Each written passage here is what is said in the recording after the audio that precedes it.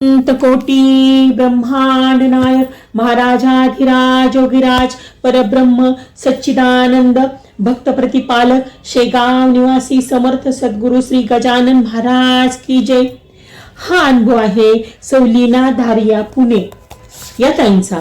ताई म्हणतात, श्री गजानन लीलेचा पार कधी न लागायचा। जय गजानन।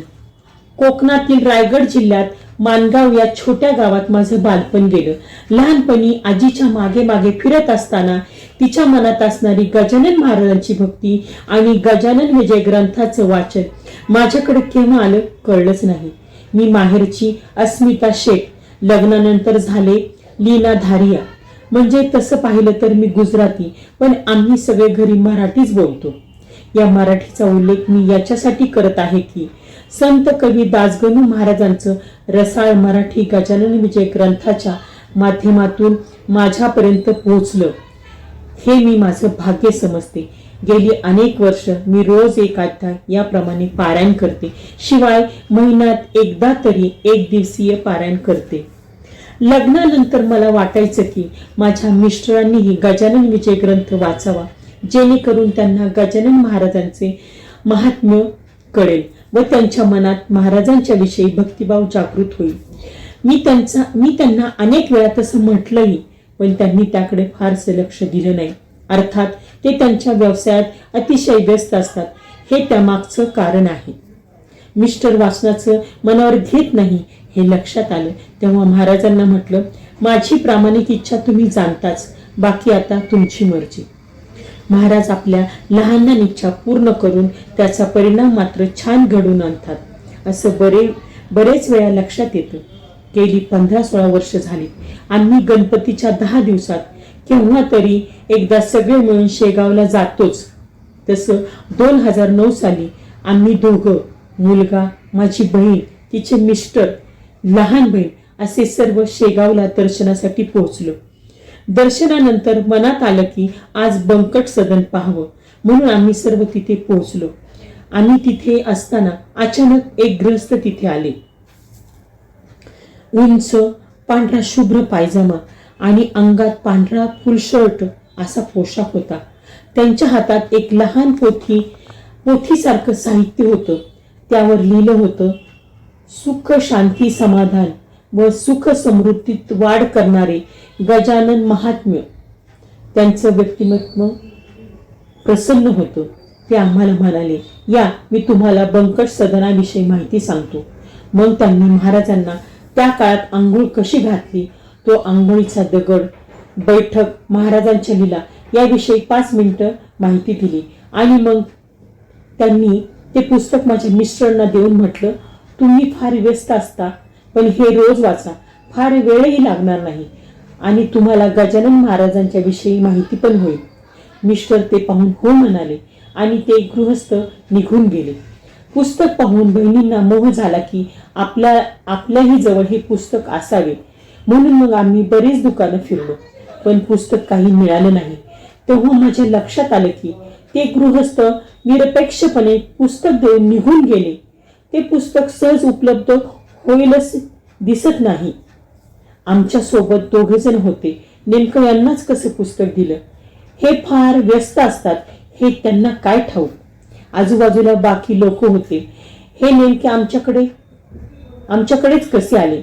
मला या पार्श्वभूमीवर पोथीतील ओवी आठवली, समर्थ वाक्य खोटे झाले ऐसे कोणी न कधी ऐकले, असो शेगावचे लागले लोकभजनी स्वामींच्या। मनात म्हटलं, बघूया काय होतंय ते। आज ही गोष्ट जुनी झाली, पण मी प्रांजळपणे सांगते की तेव्हापासून मिस्टरांचं वाचन सुरू झालं आणि ते महाराजांच्या प्रेमात पडले, स्वामींच्या भजनी लागले। आता गजानन स्वामी आमच्या सगळ्या घराचंच दैवत झालं।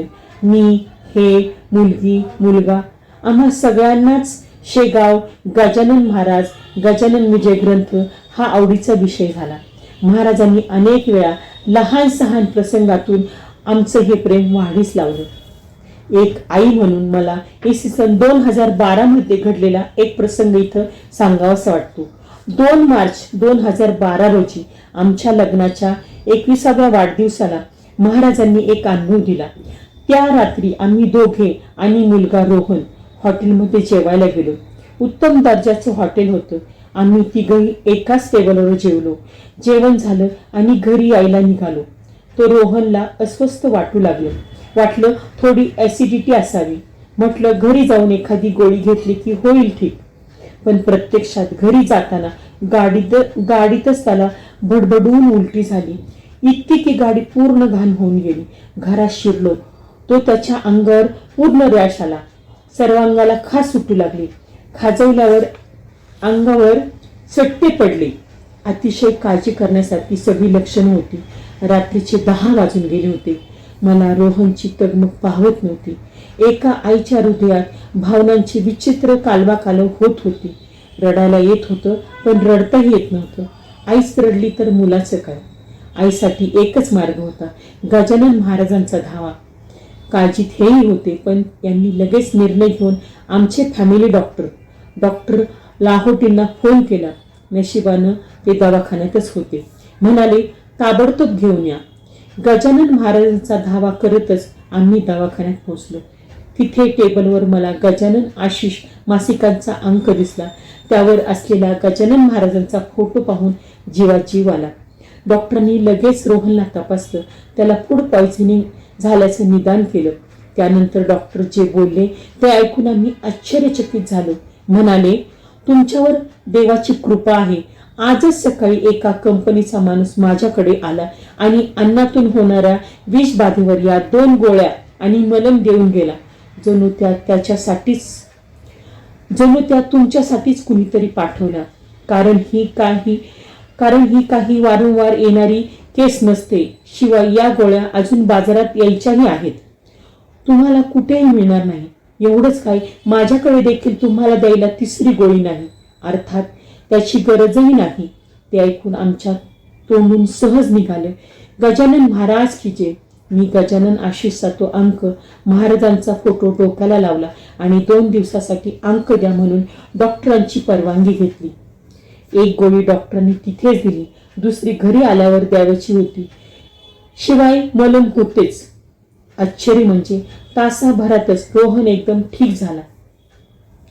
दुसऱ्या दिवशी त्या गोळ्यांचा आम्ही बाजारात खरोखरच शोध घेतला. खूप दुकानं पालथी घातली पण आम्हाला त्या कुठेही मिळाल्या नाही. एवढंच काय, दुकानदारानेही ते नावही ऐकलं नव्हतं. खरं म्हणजे आपण एखादी वस्तू शोधतो तेव्हा ती मिळाली की आपल्याला आनंद होतो, पण इथे उलटच होतं. त्या गोळ्या बाजारात नाहीत आणि केवळ आपल्याच डॉक्टरांच्याकडे नेमक्या त्याच दिवशी आपल्यासाठी कुणीतरी त्या आणून ठेवाव्यात. याचा अर्थ माझ्या दृष्टीतून तरी एकच होता, तो म्हणजे श्री गजानन जय गजानन, श्री गजानन जय गजानन. हा अनुभव तुम्हाला कसा वाटला तो मला नक्की सांगा व तुमचे काही अनुभव असतील तर ते आम्हाला कमेंटद्वारे किंवा डिस्क्रिप्शन बॉक्समधल्या ईमेल ID वर जरूर कळवा. गण गण गणात बोलते, गण गण गणात बोलते.